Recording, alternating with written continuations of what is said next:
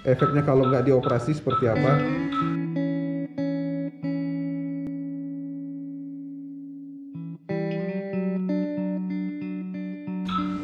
Halo sahabat sehat, selamat datang di channel saya, channel Dokter Mancing. Di kali ini saya bersama Dokter Nyoman kembali nih.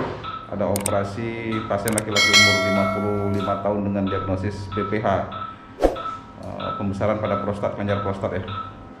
Nah, seperti apa jalannya operasi? Kemudian kita tanya-tanya aja sama Dokter Nyoman, BPH itu seperti apa, gejala dan efeknya kalau tidak dioperasi. Oke. Halo dok, selamat sore dok. Selamat sore. Nah dok, jadi kita kali ini operasi laki-laki umur 25 tahun dengan diagnosis BPH dok ya? Iya, pembesaran prostat ya. Pembesaran kelenjar prostat dok ya. BPH itu apa sih dok? Coba jelasin dok, tolong dok. Jadi pembesaran BPH itu tumor atau pembesaran kelenjar prostat jinak. Jadi singkatannya benign prostate hyperplasia. Nah, prostat itu adalah merupakan kelenjar dari laki-laki. Jadi setiap laki-laki punya prostat. Dan semua lelaki yang telah berumur 40 tahun terlebih itu kelenjar prostatnya pasti membesar. Semuanya tanpa kecuali. Jadi semua laki-laki punya risiko untuk terjadinya hiperplasi prostat dok? Ya, prostatnya pasti bakal membesar. Cuman tidak semua yang ada keluhan. Nah, dari data statistik disebutkan setelah umur 70 tahun tidak lebih dari 20% yang ada keluhannya. Itu setelah umur 70 tahun. Nah, pada bapak pasien ini itu ada pembesaran kelenjar prostat dan ada penyumbatan. Pasiennya tidak bisa kencing. Jadi keluhan pertamanya pasien tidak bisa kencing dok ya? Ya, datang ke kita sudah terpasang kateter selang karena tidak bisa kencing. Setelah dievaluasi, penyebabnya adalah pembesaran kelenjar prostat atau kelenjar laki-laki. Jadi kalau sudah tidak bisa kencing sampai terpasang kateter itu indikasi untuk dilakukan tindakan pembedahan. Nah, ini pembedahannya yang bisa kita kerjakan di sini adalah pembedahan terbuka, Open prostat dok? kita sebut open prostatectomy.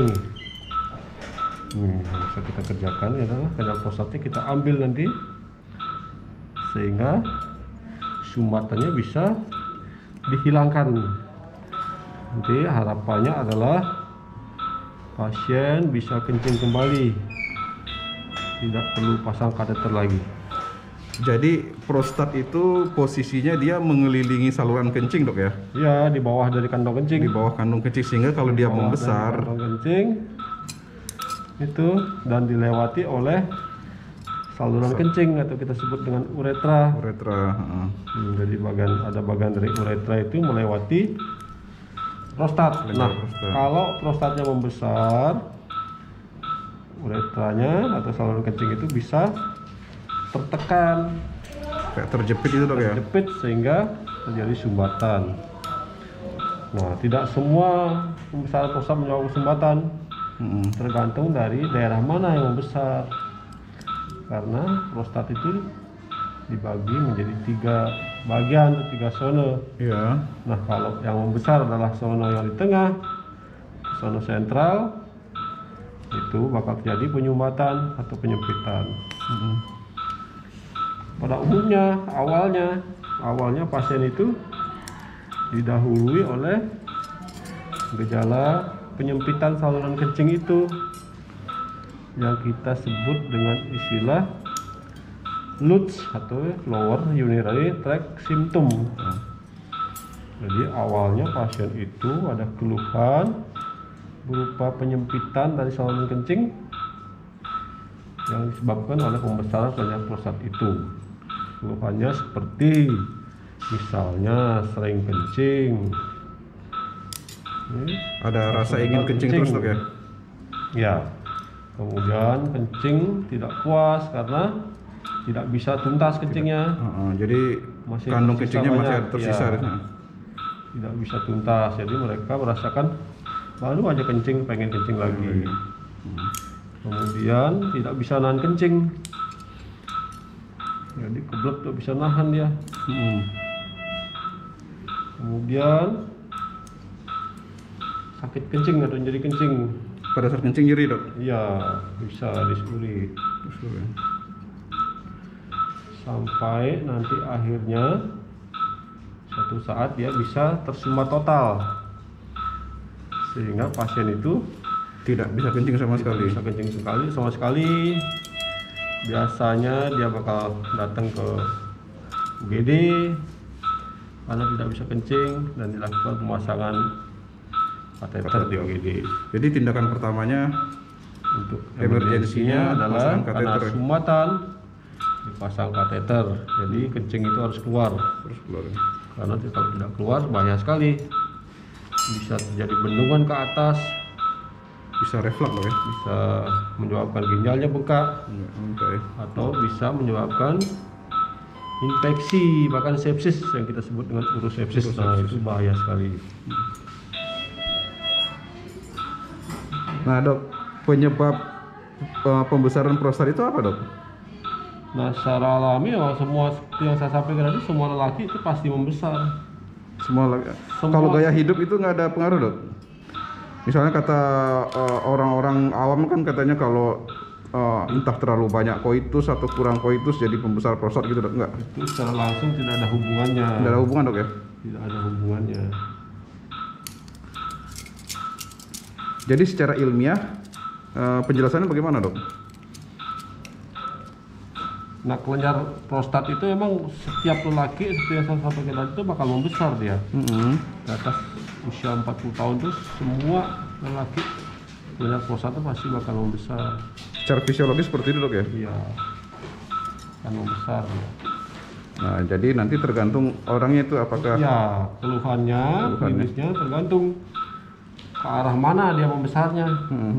Oh iya. Kalau yang membesar ke dalam dari sono sentralnya itu bakal ada keluhan kencing karena ada penyempitan dari uretra saluran kencing yang melewati prostat itu. Kalau pembesaran yang di luar, ya kemungkinan besar tidak ada keluhan kencing.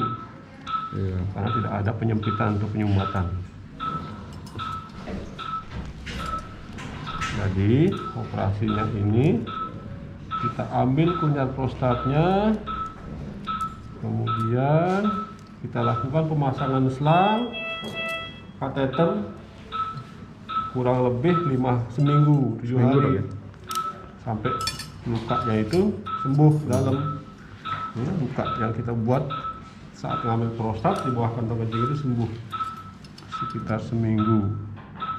Biasanya hasilnya baik, Dok, ya? Rata-rata bagus hasilnya.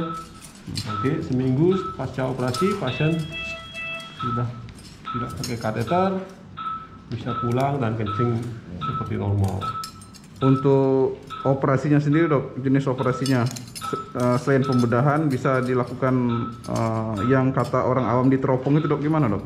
Ya itu kalau di dokter bedah urologi bakal dikerok yang disebut dengan TURP, jadi transurethral resection prostatectomy. Jadi diteropong dari bawah, kemudian kelenjar prostatnya dikerok dari bawah.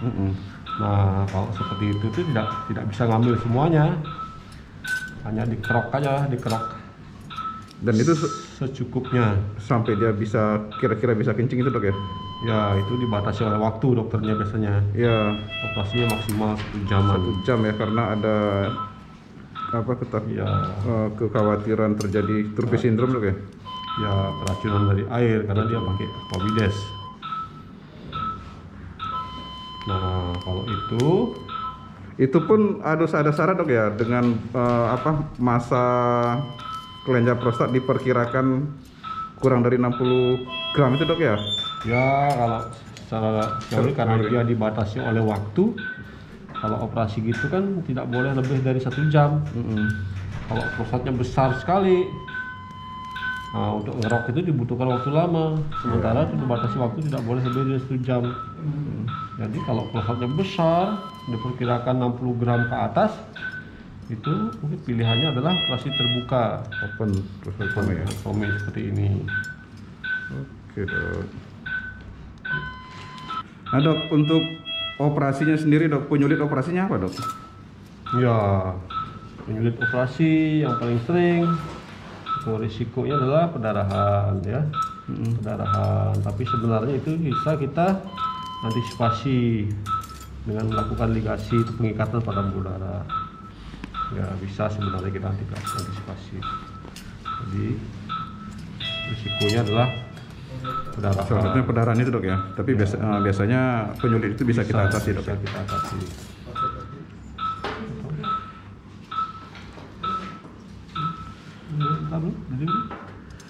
Oke sahabat sehat, demikian wawancara saya tadi dengan Dr. Nyoman. Semoga apa yang kami bahas tadi memberi manfaat kepada kita semua. Support terus channel ini dengan cara like, comment, subscribe, share juga ke teman-temannya supaya memberi manfaat kepada yang lain. Sampai jumpa di video-video saya berikutnya. Dr. Mancing, mantap boy.